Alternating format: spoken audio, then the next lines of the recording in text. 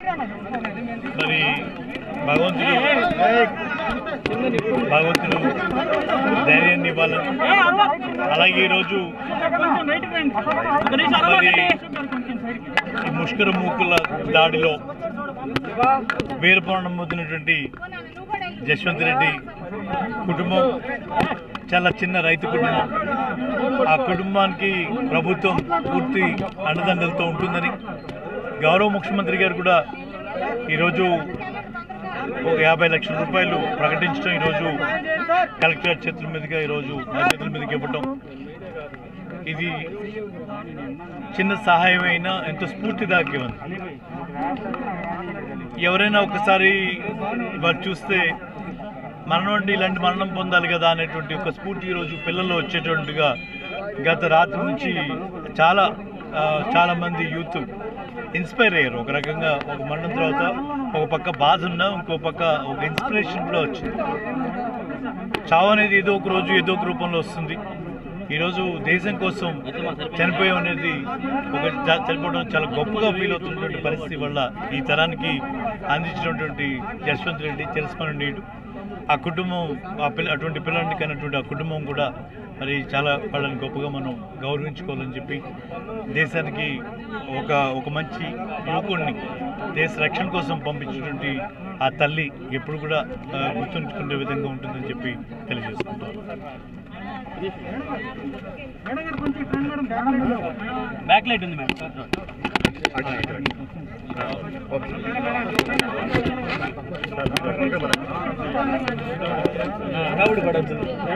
భారతమాత ముద్దుబిడ్డ యశ్వంత్ రెడ్డి ఈరోజు వీరమరణం పొందడం నిజంగా బాధాకరమైనప్పటికీ కూడా ఈరోజు మరి ముఖ్యంగా రక్షణ రంగంలో ఇలాంటి యువకులు ఎంతోమంది ఉండి వారి యొక్క ప్రాణాలు బలిదానం చేస్తూ ఈరోజు మన యావత్ భారతదేశాన్ని రక్షిస్తూ ఉండడం, వారు అక్కడ కంటికి రెప్పల్లాగా మన భారతమాతను కాపాడుతూ ఉన్నప్పుడు మనమందరం కూడా ఇక్కడ ప్రశాంతంగా బతకగలుగుతూ ఉన్నాం. మరి అనేక మంది ముష్కర ముక్కలు వచ్చినప్పుడు వారిని సమర్థవంతంగా ఎదురొడ్డి ఈరోజు ప్రాణాలను కోల్పోయి వీరమరణం పొందినటువంటి అలాంటి అమర వీరుని అందించినటువంటి ఆ కుటుంబానికి ప్రత్యేకంగా మనందరి తరఫున కూడా మనం రుణపడి ఉండాల్సినటువంటి అవసరం ఉంది. ఎందుకంటే ఈరోజు అతను 23 సంవత్సరాల వయసులోనే మరి ఈరోజు భారతదేశం కోసం తన ప్రాణాలను అర్పించడం అన్నది నిజంగానే ప్రతి ఒక్క సైనికుడు కూడా అనుకుంటూ ఉంటాడు. వీరమరణం పొందడం అన్నది చాలా గొప్ప అదృష్టం. మరి అలాంటి మరణాన్ని పొందినటువంటి చిన్న వయసులో 23 సంవత్సరాలకు మరణించినటువంటి యశ్వంత్ రెడ్డి నిజంగా అమరుడు అని చెప్పడంలో ఏమాత్రం సందేహం లేదు. మరి అలాంటి బిడ్డను మన సమాజానికి అందించినటువంటి ఆ తల్లిదండ్రులు వారి యొక్క గుండె కోతను అణుచుకుంటూ కూడా మరి ఆ బిడ్డను సైన్యానికి అప్పచెప్పి ఈ విధంగా బిడ్డను కోల్పోయి వారు ఎంతో వేదనతో ఉండడం జరిగింది. మన గౌరవ ముఖ్యమంత్రి గారు వెంటనే స్పందించి మరి ఆ బిడ్డకు తల్లిదండ్రులకు 50 లక్షల రూపాయలు ఎక్స్గ్రేషియా అందించడం జరిగింది.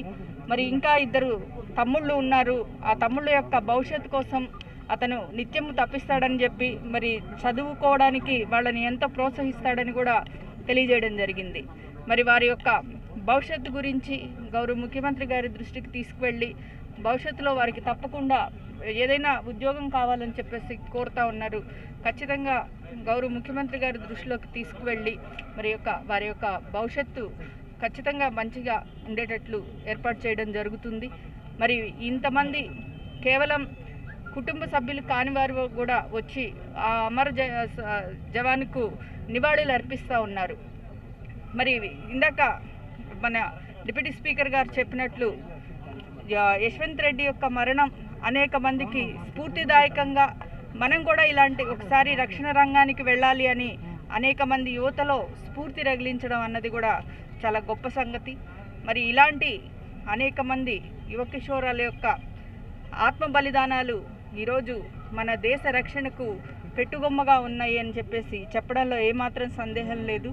మరి అలాంటి అమరుడికి నిజమైనటువంటి నివాళి అర్పిస్తూ మరి ప్రతి ఒక్కరూ కూడా మరి మనం ఎల్లవేళలా స్మరించుకోవాల్సినటువంటి వ్యక్తుల్లో యశ్వంత్ రెడ్డి ఒక్కడని చెప్పేసి తెలియజేస్తూ మరి ఆ కుటుంబానికి భగవంతుడు ఏదో శోకతప్త హృదయంతో ఉన్నటువంటి వారి కుటుంబానికి దేవుడు ఆశీస్సులు ఉండాలని చెప్పేసి మనస్ఫూర్తిగా కోరుకుంటూ ఉన్నాను. చెక్కు ఇవ్వడం జరిగింది. గౌరవ ముఖ్యమంత్రి గారు వెంటనే స్పందించి 50 లక్షల రూపాయల చెక్కు కలెక్టర్ గారి ద్వారా పంపించడం జరిగింది. ఇప్పుడే అది తల్లిదండ్రులకు కూడా ఇవ్వడం జరిగింది. వారి యొక్క తల్లిదండ్రులు వారి ఉన్నటువంటి 2 బిడ్డల భవిష్యత్తు గురించి వారు అడగడం జరిగింది. ఖచ్చితంగా గౌరవ ముఖ్యమంత్రి గారి దృష్టిలోకి తీసుకువెళ్ళి వారికి కూడా న్యాయం చేయడం జరుగుతుంది.